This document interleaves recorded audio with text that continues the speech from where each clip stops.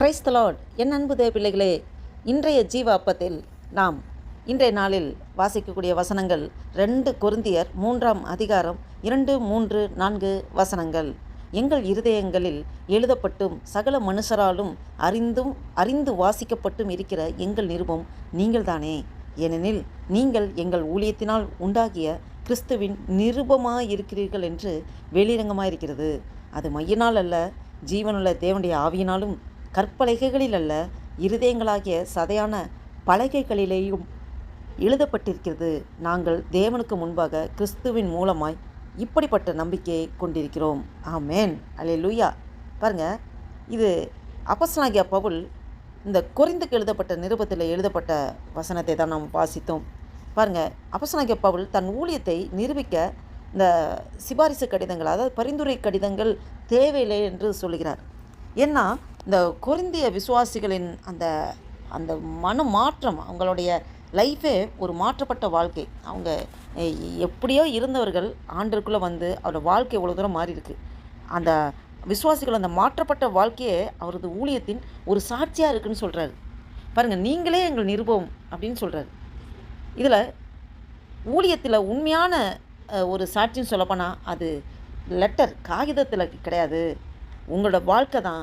நீங்கள் ஆண்டருக்குள்ளே எவ்வளோ மாறி இருக்கீங்களோ அதுதான் சாட்சி அப்படின்னு சொல்கிறாரு. இன்னும் ரொம்ப டீப்பாக சொல்லலாம், ஒரு விசுவாசியோட வாழ்க்கை பேசுகிற பிரசங்கமாக இருந்தாலும் சரி, நடக்கிற சாட்சியாகவும் உலகம் வந்து அந்த வாசிக்கும் வேதமாக நம்மளோட வாழ்க்கை இருக்கணும். நம்மளோட வாழ்க்கையே ஆண்டோட வார்த்தையில் நம்ம அந்த வாழ்க்கை அமைஞ்சிற மாதிரி இருக்கணும். அதை மற்றவர்கள் பார்க்கணும். அதுதான் மக்கள் வேதத்தை வாசிப்பதற்கு முன் நம்முடைய வாழ்க்கையை வாசிக்கிறார்கள். ஆமேன். நம்ம வந்து எப்படி இருக்கிறோம், நம்முடைய ஆக்டிவிட்டிஸ் எப்படி இருக்குது, அதுதான் நம்ம நடமாடும் ஒரு கிறிஸ்துவை வெளிப்படுத்துவர்களாக நாம் இருக்க வேண்டும். நாம் நடமாடும் ஒரு பைபிளாக நம்ம இருக்கணும். அந்த வார்த்தையை நம்ம படித்ததோடு மட்டுமல்ல, அதை வாழ்க்கையில் நம்ம பயன்படுத்துகிறவர்களாக இருக்கணும். இன்னும் மையினால் அல்ல, ஜீவனில் தேவனுடைய ஆவியினால் எழுதப்பட்டது என்று சொல்கிறார். பழைய ஏற்பாடை பார்த்திங்கன்னா, பழைய ஏற்பாடு மற்றும் புதிய ஏற்பாட்டு உள்ள வித்தியாசத்தை இதில் வெளிப்படுத்துறதா பார்க்குறோம். பழைய ஏற்பாட்டில் கற்பலையில் எழுதப்பட்டதுன்னு இருக்குது, வெளிப்புற கட்டளையாக கொடுக்கப்பட்டிருக்குது. சட்ட மையமான உறவு, அந்த நியாயப்பிரமாண சட்டம், அதுதான் அதில் ஸ்ட்ராங்கான ஒரு ரிலேஷன்ஷிப்பை காமிக்குது. ஆனால் புதிய ஏற்பாட்டில் பார்த்திங்கன்னா இருதயத்தில் எழுதப்பட்டிருக்கிறது. ஆமேன்.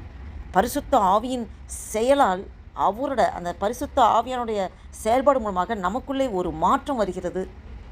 அந்த உள்ளுக்குள்ளே உள்ளார்ந்த அந்த இருதயத்துக்குள்ளே ஒரு மாற்றம் வருகிறது. இங்கே பவுல் சொல்கிறாரு, கிறிஸ்தவம் என்பது வெளிப்புற அந்த சடங்காச்சாரம், அந்த மத சடங்குகள் கிடையாது. உள்ளத்தில் தேவன் எழுதுகிற வாழ்க்கை, அதுதான் அது உண்மையான ஒரு சேஞ்சஸ். ஆண்டருக்குள்ளே ஒரு மாற்றம் வரணும்னா அப்படி தான் இருக்கணும். நம்ம வெளிப்புறமான ஒரு மாற்றம் அது முக்கியம் இல்லை அப்படின்னு சொல்கிறார். தேவன் மனுஷனோட மனதை எழுதும் அந்த பலகை போல் அவர் பயன்படுத்துகிறாரு. யாரை வச்சு? பரிசுத்த ஆவியானவரை கொண்டு அந்த இருதயத்தில் அனுதினமும் நம்மளை ஆண்டவர் உருவாக்கி கொண்டே இருக்கிறார். நமக்குள்ளே மாற்றத்தை ஏற்படுத்தி கொண்டே இருக்கிறார். கிறிஸ்துவை போலவே நாம் மாறணும். நம்மளுடைய கிறிஸ்துவின் சுபாவத்தை நம்ம வெளிப்படுத்தணும், அவரோட அன்பை வெளிப்படுத்தணும், கிறிஸ்துவோட பரிசுத்தத்தை வெளிப்படுத்தணும், கிருபையை நம்ம இருதயத்தில் அவர் அந்த எழுதுகிறாரு. இப்படி அந்த சுபாவங்கள்லாம் மாறுறதுக்கு நம்மளுடைய மாற்றம் முதல்ல இருதயத்திலிருந்து உண்டாகணும். ஆமேன். சுத்த இருதயமுள்ளவர்கள் தேவனை தரிசிப்பார்கள் என்று சொல்லப்பட்டிருக்கிறது. அப்போ நம்மளுடைய இருதயத்தில் அந்த மாற்றம் வரணும். அதுக்கு ஆவியானவர் தான் நம்மளை மாற்றுகிறார். அதுக்கு நாம் முழுவதுமாக அர்ப்பணிக்க வேண்டும். ஆமேன்.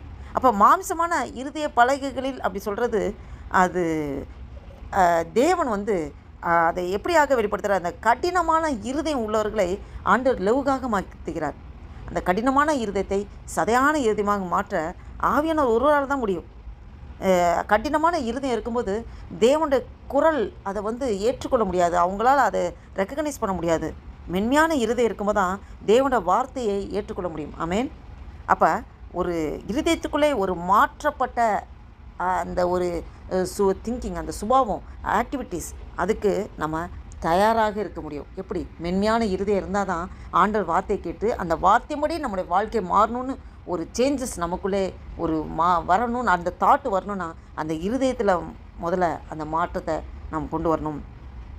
தேவன் நியாயப்பிரமாணம், அதாவது நியாயப்பிரமாண சட்டத்தை மட்டும் கொடுக்கல, அதை வாழும் புதிய இருதயத்தையும் தருகிறார். நியாயப்பிரமாணம் பழைய ஏற்பாட்டில் இருந்தது, ஆனால் ஆவியின் பிரமாணம் புதிய ஏற்பாட்டில் ஆண்டவர் தந்திருக்கிறாரு.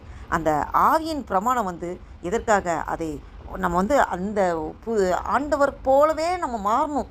ஃபுல்லாக நமக்குள்ளே ஒவ்வொரு நாளும் ஒரு சேஞ்சஸ் வரணும் தான் ஆண்டவர் நமக்கு ஆவியின் பிரமாணம் எப்படி இருக்கணும், எப்படி இருக்கக்கூடாதுன்னு புதிய ஏற்பாட்டில் தேவன் கிறிஸ்து அவரே வாழ்ந்து காண்பித்தார். அவரே எப்படி நடக்க வேண்டும், எப்படி நடக்கக்கூடாது, எப்படி பேசணும், எப்படி பேசக்கூடாது, எப்படி செய்யணும், எப்படி செய்யக்கூடாது, அவர் வாழ்ந்து காண்பித்து நமக்கு மாதிரியாக அவர் வாழ்ந்து விட்டு சென்றிருக்கிறார். ஆமென்.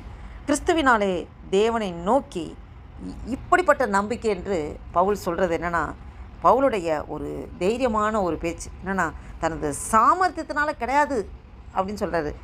என்னுடைய படித்த படிப்பு நான் என்னுடைய அந்த அவர் அவரோட படிப்பு எக்ஸ்ட்ரீம் படிச்சிருக்கார்.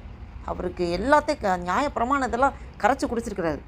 அப்போ அந்த ஒரு டேலண்ட்னால கிடையாது, மனுஷன் என்னை அப்ரிஷியேட் பண்ணுறாங்க, அங்கீகரிக்கிறாங்க, அந்த இதனாலையும் கிடையாது.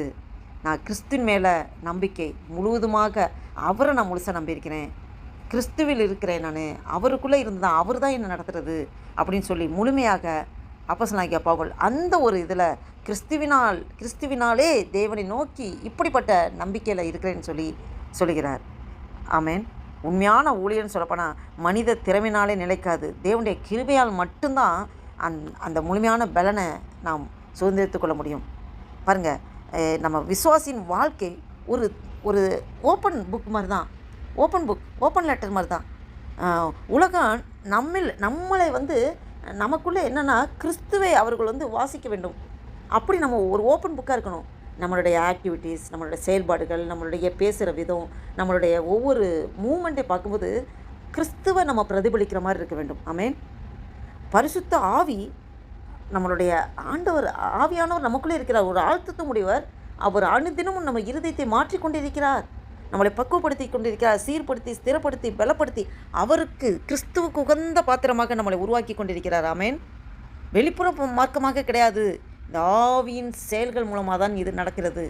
நாம் சுய பலத்தில் ஒன்றுமே செய்ய முடியாது. தேவன் இருதயத்தில் எழுதுகிறார். தேவன் நம்மளுடைய இருதயத்தில் ஒரு ஒரு ரூல்ஸ் அண்ட் ரெகுலேஷன், அந்த நியாயப்பிரமாண சட்டத்தினால யாருமே நீதிமான் ஆக்கப்பட முடியல.